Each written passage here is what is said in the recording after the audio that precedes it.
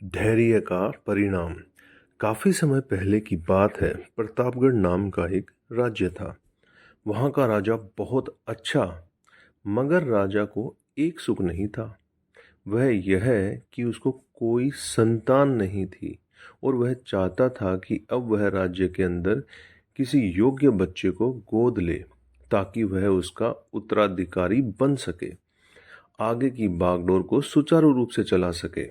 और इसी को देखते हुए राजा ने राज्य में घोषणा करवा दी कि सभी बच्चे राजमहल में एकत्रित हो जाएं। ऐसा ही हुआ। राजा ने सभी बच्चों को पौधे लगाने के लिए भिन्न भिन्न प्रकार के बीज दिए और कहा कि अब हम 6 महीने बाद मिलेंगे और देखेंगे कि किसका पौधा सबसे अच्छा होगा। महीना बीत जाने के बाद भी एक बच्चा ऐसा था जिसके गमले में वह बीज अब भी तक नहीं फूटा था, लेकिन वह रोज उसकी देखभाल करता था और रोज पौधे को पानी देता था। देखते ही देखते 3 महीने बीत गए। बच्चा परेशान हो गया। तभी उसकी माँ ने कहा कि बेटा धैर्य रखो, कुछ बीजों को फलने में ज़्यादा वक्त लगता है। और वह पौधों को सींचता रहा। 6 महीने हो गए। राजा के पास जाने का समय आ चुका था, लेकिन वह डरा हुआ था कि सभी बच्चों के गमलों में तो पौधे होंगे और उसका गमला खाली होगा। लेकिन वह बच्चा ईमानदार था और सारे बच्चे राजमहल में आ चुके थे। कुछ बच्चे जोश से भरे हुए थे क्योंकि उनके अंदर राज्य का उत्तराधिकारी बनने की प्रबल लालसा थी।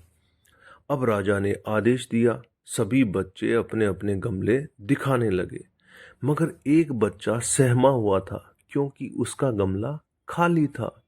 तभी राजा की नज़र उस गमले पर गई। उसने पूछा, तुम्हारा गमला तो खाली है? तो उसने कहा, लेकिन मैंने इस गमले की 6 महीने तक देखभाल की है। राजा उसकी ईमानदारी से खुश था कि उसका गमला खाली है, फिर भी वह हिम्मत करके यहाँ आ तो गया। सभी बच्चों के गमले देखने के बाद राजा ने उस बच्चे को सभी के सामने बुलाया। बच्चा सहम गया और राजा ने वह गमला सभी को दिखाया। सभी बच्चे जोर जोर से हंसने लगे। राजा ने कहा, शांत हो जाइए, इतने खुश मत होइए। आप सभी के पास जो पौधे हैं वो सब बंजर हैं। आप चाहे कितनी भी मेहनत कर लें, उनसे कुछ नहीं निकलेगा। लेकिन असली बीज यही था। राजा उसकी ईमानदारी से बेहद खुश हुआ और उस बच्चे को राज्य का उत्तराधिकारी बना दिया गया। लेकिन हमें इस कहानी से क्या सीखने को मिला? मेरे हिसाब से अपने अंदर ईमानदारी का होना बहुत ज़रूरी है। अगर हम खुद के साथ ईमानदार हैं तो जीवन के किसी न किसी पड़ाव में सफल हो ही जाएंगे, क्योंकि हमारी औकात हमें ही पता होती है। हम खुद को पागल बनाकर खुद का ही नुकसान करते हैं। तो दोस्तों, ये आपको कैसा लगा नीचे कमेंट करके बताइएगा। नहीं है तो चैनल को सब्सक्राइब कीजिएगा, शेयर कीजिएगा।